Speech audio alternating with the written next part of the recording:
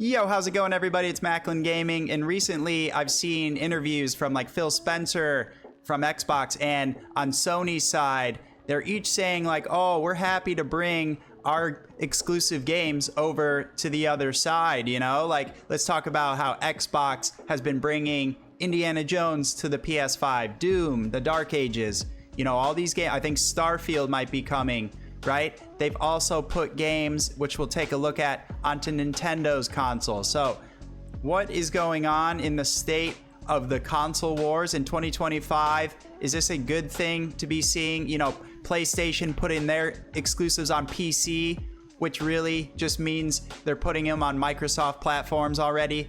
What is going on? Is this a good thing for the industry? Are the console wars dead? Let's talk about it.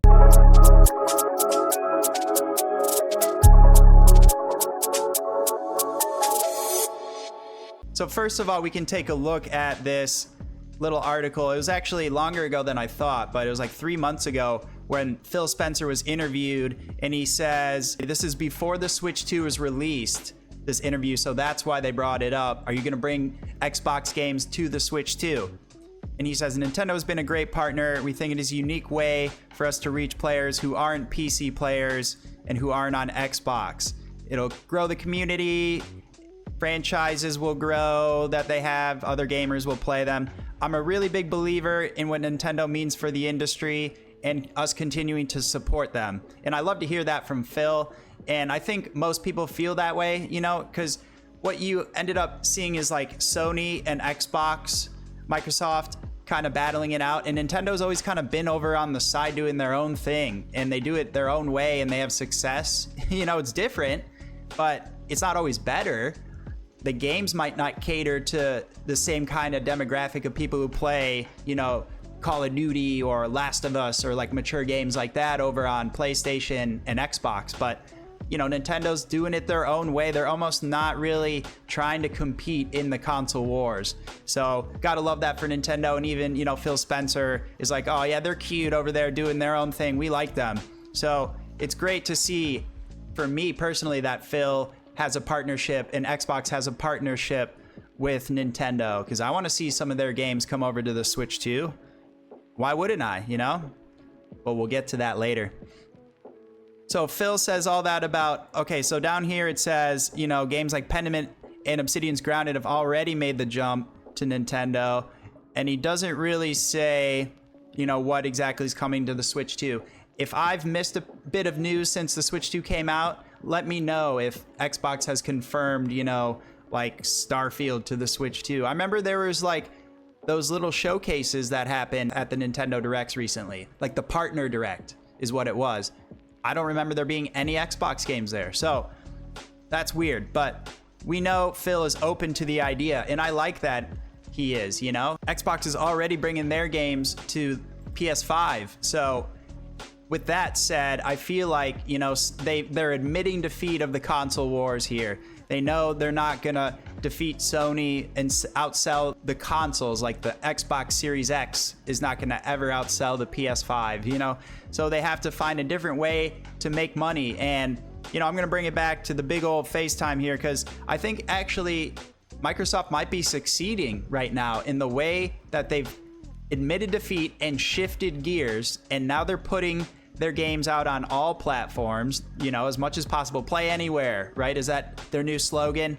So you can play Doom and Indiana Jones on the PS5, you know, maybe soon on the Switch 2, Indiana Jones, that'd be cool. But they're bringing their games everywhere. The point is that now they're making more money. You saw like Forza Horizon 5, that's what it was. I forgot that one too. That came to the PS5, and it was the best-selling game on the PS5 for like a month when it came out. So people are playing Xbox games on other platforms, you know? I don't think gamers, especially casual gamers, I don't think they care as much as maybe we do, you know, or anyone who's like into the console wars. I'm not.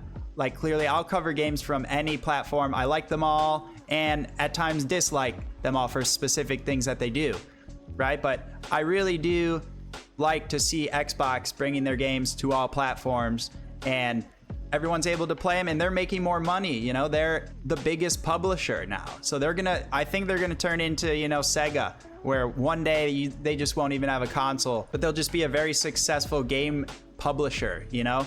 And one other thing I will say, I'll take a jab at Microsoft while I'm out of here. The difference between them and PlayStation, you can kind of make an analogy, let's say like baseball, if you're into sports. Okay, Xbox and Microsoft are the Yankees, and PlayStation and Nintendo are more, they're like any middle market team with a good farm system, right? So what does that mean? Xbox, the New York Yankees, they just purchase with all of their big fat money in their fat wallets, they purchase good talent that has already been established, you know, veterans, and they buy them and say like, you're going to be on our team now, we're going to be great. You've seen Xbox do this with Call of Duty and Bethesda. Those were third-party games. They're not, you know, now they're like, oh, Xbox exclusive games are great, but really they just bought those names to make them exclusive, you know, just like the Yankees do. And then you've got, you know, the PlayStation, Sony, and Nintendo. They'll find like little up-and-coming studios like Sucker Punch Games or Insomniac. Those are big names now, but at the time when Sony bought those studios, it was like pennies. They paid so little for Insomniac, who carried them through the first 5 years, or like 3 years of the PS5, you know? But they grow their talent. They find it when it's like up and coming, and they, you know, pay little amounts of money, and they grow it and nurture it into like really good exclusive games, and they become strong that way. So I really admire that, and I don't admire, you know, the Microsoft New York Yankees method, right? So those are the differences if you want to get into like the console wars of how each side's doing it. That being said, you got to give it to Microsoft. They're finding ways to be successful still while taking the L in the console war. They're being the publisher and getting their games out there. So quickly, let's take a look at what Sony's doing. So we talked a little bit about what they're doing. 4 Sony first-party games are coming to Xbox and Switch. So like I said, Sony games have come to PC already, which really, when you get that new Xbox handheld, it's like the ROG Ally X. You know, when that comes out, that's going to have Steam on it. That's going to be like a portable PC in your hands with the big Xbox logo. And you're going to be able to play Last of Us on it, because Last of Us is on PC. You're going to be able to play like Ghost of Tsushima.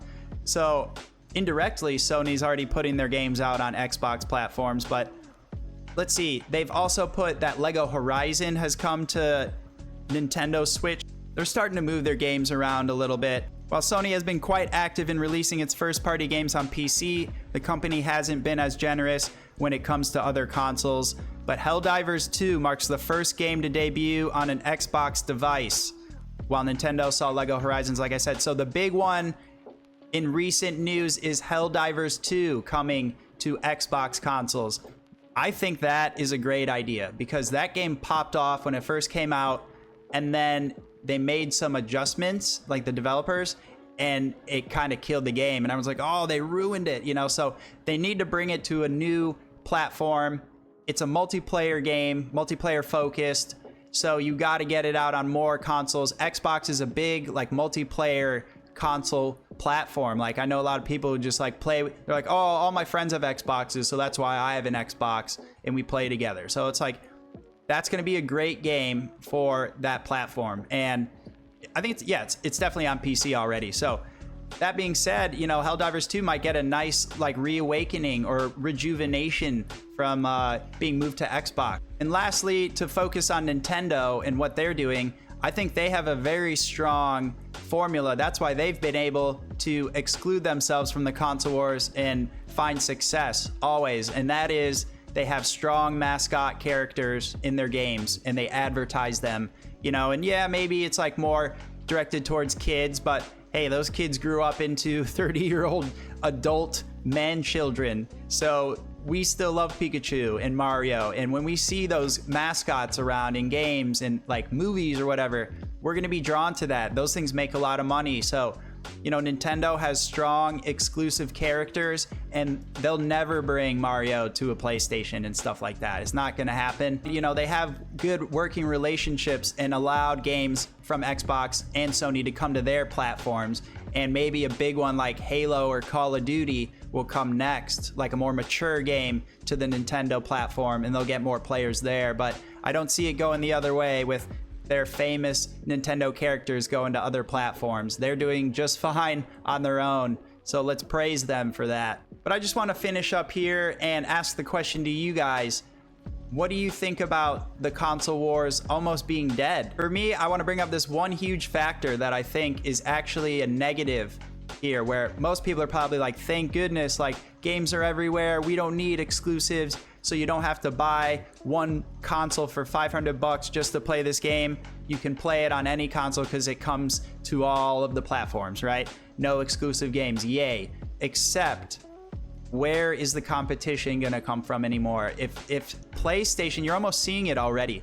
If PlayStation just takes the W every console generation, they don't have to try hard to innovate and push themselves, you know?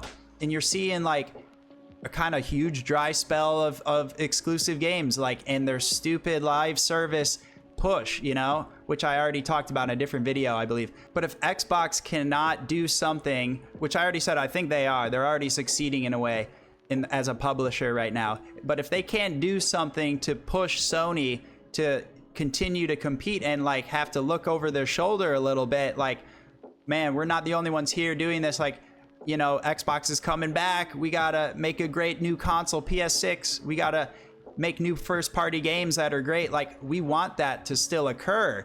And I don't know, maybe they get complacent and they get lazy because they're winning, right? It's kind of human nature. It's a tortoise and the hare, right? That's why you learn that story. So, you know, slow and steady wins the race.